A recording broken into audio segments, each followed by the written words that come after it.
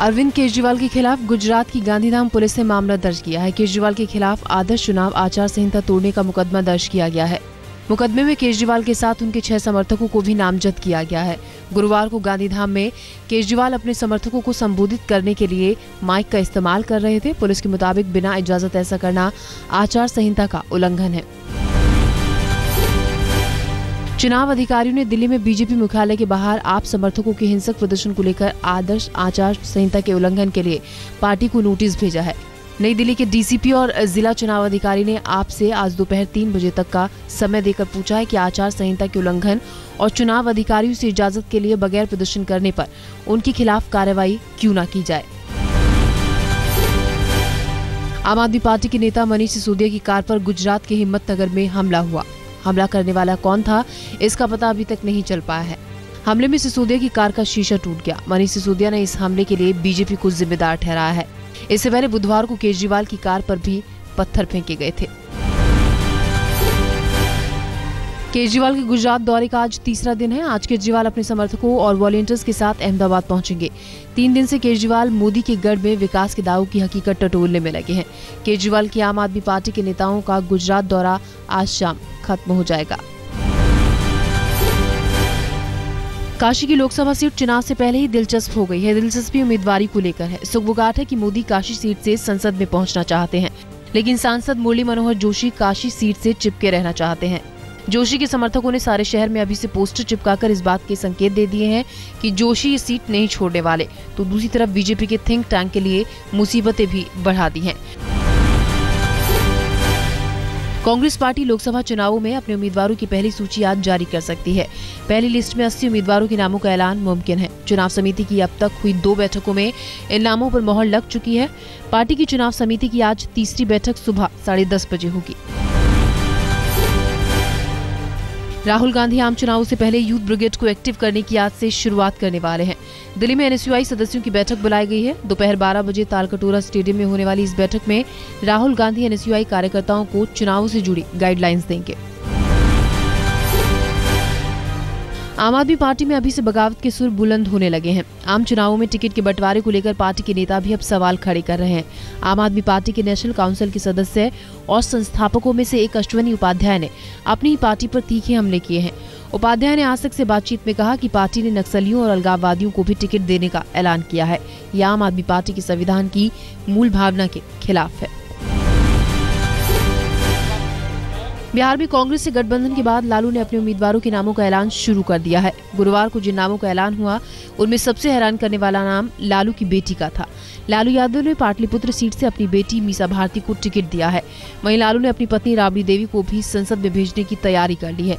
राबड़ी देवी यादव की सीट सारण से उम्मीदवार बनाई गई है। फिलहाल लालू यादव खुद सारण सीट से सांसद हैं। चारा घोटाले में जेल जाने के बाद लालू चुनाव लड़ने के लिए अयोग्य हो गए हैं। कांग्रेस से गठबंधन पर लालू भले इठला रहे हों, लेकिन आम चुनावों से पहले पार्टी में बगावत शुरू हो गई है। लालू की बेटी को टिकट देने के मामले में पार्टी के नेताओं ने ही लालू के खिलाफ मोर्चा खोल दिया है। माना यह जा रहा है कि आरजेडी नेता रामकृपाल यादव बीजेपी का दामन थाम सकते हैं। दरअसल पाटलिपुत्र सीट से रामकृपाल यादव दावा ठोक रहे थे, लेकिन मीसा यादव को टिकट दिए जाने से उनकी दावेदारी खत्म हो गई। वहीं आरजेडी नेता गुलाम गौस भी टिकट कटने से नाराज हैं। गुलाम गौस ने आरोप लगाया है कि लालू की पार्टी में केवल चापलूसों की चल रही है। सूत्रों की माने तो गुलाम गौस निर्दलीय मैदान में उतरकर लालू की मुश्किलें बढ़ा सकते हैं। बीजेपी नेता और पूर्व अध्यक्ष नितिन गडकरी ने अरविंद केजरीवाल पर हमला बोला। नागपुर में केजरीवाल से जुड़े सवाल पर गडकरी ने अचानक अन्ना आंदोलन को लेकर केजरीवाल पर निशाना साधा। गडकरी ने कहा कि केजरीवाल अन्ना के आंदोलन का फल खा रहे हैं। ये जो अन्ना ने मेहनत की थी ईमानदारी से, और अन्ना ने जो भ्रष्टाचार के खिलाफ आंदोलन किया था, वो अन्ना की मेहनत थी और उसका फल खाने का काम केजरीवाल जी कर रहे हैं। मेहनत करे मुर्गा और अंडा खाए फकीर, ऐसी ये कहानी है। पर अब लोगों को इनकी सच्चाई मालूम हो गई कि ये अनार्किक पार्टी है और ये अनार्की मचाना चाहते हैं, तो लोगों का इनके ऊपर का विश्वास भी टूट गया है।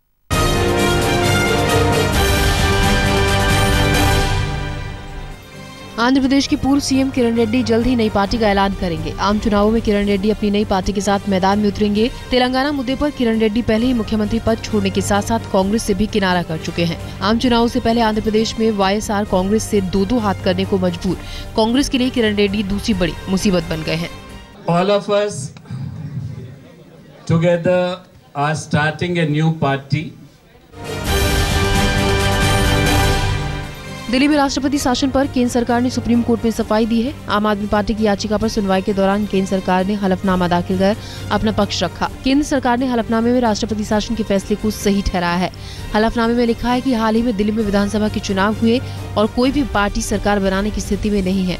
ऐसे में फिर से चुनाव कराना जनता पर गैर जरूरी बोझ डालने वाला होगा। सुब्रत रॉय के वकीलों की ब्रिगेड आज सुप्रीम कोर्ट में सहारा के निवेशकों की देनदारी चुकाने का ठोस प्लान पेश कर सकती है। सहारा पर निवेशकों की 20,000 करोड़ की देनदारी है। सुब्रत रॉय को कोर्ट ने 11 मार्च तक जेल में भेजा था, लेकिन अगर उनके वकील उससे पहले ही अदालत को पेमेंट का ठोस प्लान दे तो सुब्रत रॉय उससे पहले भी सलाखों के बाहर आ सकते हैं। कर्नाटक में आम आदमी पार्टी के नेता रवि कृष्णा रेड्डी ने बेंगलोर के कई प्रोजेक्ट्स को लेकर सवाल खड़े किए हैं। रेड्डी ने new Puttanna theatre, parking project, 4th block, Jayanagar और मलेश्वरम मार्केट जैसे प्रोजेक्ट्स में टेंडर को लेकर धांधली का आरोप लगाया है। रेड्डी ने मांग की है कि इस मामले की फौरन जांच कराई जाए। यूपी के मुरादाबाद की इन तस्वीरों को देखिए। खाकी वर्दी वाले जनाब अफसर बने हुए हैं और मासूम नाबालिग बच्चे वो तमाम काम कर रहे हैं जो इन पुलिस वालों को करने चाहिए थे। एक लावारिस शव को कपड़े में सील करने से लेकर प्लेटफॉर्म से शव को उठाकर थाने तक ले जाने तक का सारा काम इन मासूमों से ही करवाया गया। ट्रेनिंग भले ही इन पुलिस वालों ने ली हो, इसी काम की तनख्वाह भले ही सरकार इन वर्दी वालों को देती हो, फर्ज भले ही इन खाकी वालों का कुछ भी कहता हो, लेकिन वर्दी पर सलवटे पड़ने का संकोच कहें या फिर खाकी की खुमारी नाबालिग बच्चों पर दबंगई चलाने में कोई कोर कसर नहीं छोड़ी। यूपी की समाजवाद की ये तस्वीरें पुलिस वालों की संवेदनहीनता दिखाने वाली हैं। हम अंदर बैठे थे, बुला के लेगा, वो बोले गए कोई मरा पड़ा उठा के लेगा, उठा के बोलने लगे बांधो, बांध के लाश ले लेगा। किन्ना कहा कि बांध के लाओ? दीवान जी ने। जोर से बोले। दीवान जी ने। चुनाव आचार संहिता लागू होने के बाद भी यूपी के मंत्री बेशर्मी से बाज नहीं आ रहे। बाल बालाओं के ये ठुमके यूपी सरकार के राज्य मंत्री अजीत सिंह उर्फ राजू यादव के सम्मान में लगवाए गए। बाल बालाओं का अश्लील डांस राजू यादव के सामने चलता रहा। पूरा पंडाल समाजवादी पार्टी की झंडियों से पटा हुआ था और नेताजी अपने चेले चपट्टों के साथ अश्लील डांस और गानों का भरपूर मजा ले रहे। कार्यक्रम यूपी के संभल जिले के गन्नौर में चल रहा था। यूपी के बलरामपुर में एसपी उम्मीदवार बाहुबली अतीक अहमद और उनके समर्थकों पर बीएसए ऑफिस में घुसकर निर्माणाधीन चारदीवारी गिराने का आरोप लगा है। इतना ही नहीं, आचार संहिता लागू होने के बावजूद अतीक और उनके समर्थक बीएसए ऑफिस में घुस गए और वहीं मौजूद कर्मचारियों को डराया धमकाया भी। घटना की शिकायत मिलते ही पुलिस और प्रशासन के आला अफसर दलबल के साथ मौके पर पहुंच गए, लेकिन उससे पहले ही अतीक अपने काफिले के साथ वहां से निकल चुके थे। दरअसल बीएसए ऑफिस के पास कुछ लोगों ने चारदीवारी बनाने पर ऐतराज जताया था, इसीलिए अतीक अहमद चारदीवारी गिराने के लिए पहुंच गए। पुलिस ने अभी इस मामले में कोई भी मामला दर्ज नहीं किया है। दिल्ली में आम आदमी पार्टी के विधायक राखी बिरला के साथ गुरुवार को एक नया विवाद जुड़ गया। एक पार्क को लेकर ऐसा बवाल मचा कि स्थानीय लोगों ने राखी बिरला के पोस्टर पर झाड़ू और जूते चप्पल तक मारे। जमकर नारेबाजी हुई। लोगों का आरोप है कि मंगोलपुरी के ब्लॉक के एक पार्क पर राखी ने जबरन ताला जड़ दिया है। इसी बात का गुस्सा उतारने लोग सड़कों पर उतर आए। राखी बिरला ने इस मामले पर सफाई दी है कि उन्होंने पार्क पर ताला इसलिए लगाया क्योंकि पार्क में असामाजिक कामों की शिकायतें मिली थी। राजकुमार चौहान समेत जो उनके सरीके चमचे हैं, जो उनके गुंडे हैं, वो वहाँ रोज अय्याशी करते थे, गुंडागर्दी करते थे, दारू पीते थे, वहाँ पे जुआ खेलते थे। वहाँ के नियर बाय जो लोग हैं उनकी शिकायत पे मैंने जाके विजिट करा था। ये नहीं कि सडनली जाके मैंने वहाँ पे कोई कार्रवाई कर दी हो। जनता की डिमांड पे गई थी, जनता ने शिकायत करी थी तो मैं गई।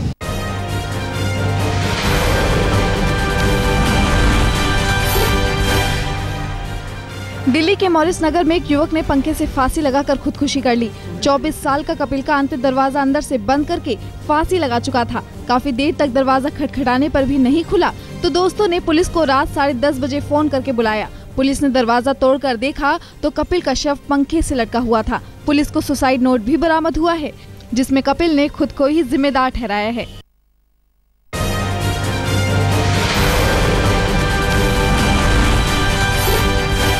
कोची एयरपोर्ट पर गुरुवार को लिक्विड रूप में लाया जा रहा सोना बरामद किया गया।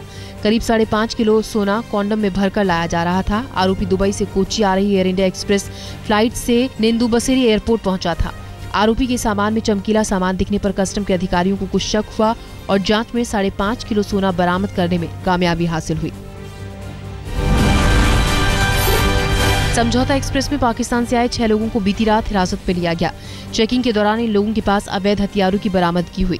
भारत पाकिस्तान की अटारी सीमा पर देर शाम पहुंची ट्रेन से आए इन लोगों के पास 11 पिस्टल और 22 मैगजीन बरामद की गई।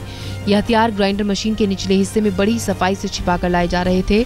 मशीनों को कटर से काटने के बाद हथियारों को बरामद किया गया। सभी आरोपी यूपी के मुजफ्फरनगर के अलग अलग हिस्सों के रहने वाले हैं। पुलिस इस बात की जाँच कर रही है कि इन हथियारों को किस मकसद से लाया जा रहा था। वेपन क्यों लेके आए थे, कुछ बताया नहीं? अभी तक कुछ नहीं किया। फिर भी मंशा क्या थी? इलेक्शन में गुंडागर्दी करने की थी? नहीं, अभी इन्वेस्टिगेशन होगा उसके बाद। दिल्ली के नांगलोई में एक बाबा पर भक्तों ने धोखाधड़ी का आरोप लगाया है। स्वामी धर्मदेव शास्त्री जी महाराज के खिलाफ अदालत के आदेश पर नांगलोई थाने में आईपीसी की धारा 406, 420 और 34 के तहत मुकदमा दर्ज किया गया है।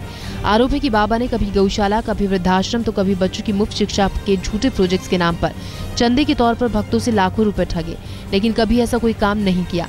आरोपी के मुताबिक बाबा साल 2002 से सैकड़ों भक्तों से करोड़ों रुपए का चंदा डकाट चुका है। गाजियाबाद में बदमाश किस कदर बेखौफ है, इसकी बानगी सीसीटीवी में कैद हो गई। राजनगर में बाइक सवार बदमाशों ने दिन दहाड़े बीच सड़क लूट की घटना को अंजाम दिया। बैंक से कैश लेकर दूसरे बैंक में जमा कराने जा रहे कैशियर के हाथ से पलक झपकते ही बदमाशों ने बैग छीना और फरार हो गए। पुलिस के हाथ सीसीटीवी की फुटेज तो लग गई, लेकिन बदमाशों का कोई सुराग अब तक नहीं मिला। रेप के आरोपी तरुण तेजपाल की जमानत याचिका पर आज बॉम्बे हाईकोर्ट की गोवा बेंच सुनवाई करेगी। तरुण तेजपाल 3 महीने से सलाखों के पीछे हैं। मामले में पुलिस चार्जशीट भी दाखिल कर चुकी है। तरुण तेजपाल पर तहलका की महिला पत्रकार से रेप का आरोप है। मेरठ में कश्मीरी छात्रों पर दर्ज हुए मुकदमे में पुलिस ने देशद्रोह की धारा हटा ली है। आरंभिक जांच के दौरान पुलिस ने छात्रों पर दर्ज मुकदमे से देशद्रोह की धारा 124A को हटा लिया। आरोपी छात्रों पर पहले 124 से 153A और 427 आईपीसी के तहत मामला दर्ज किया गया था।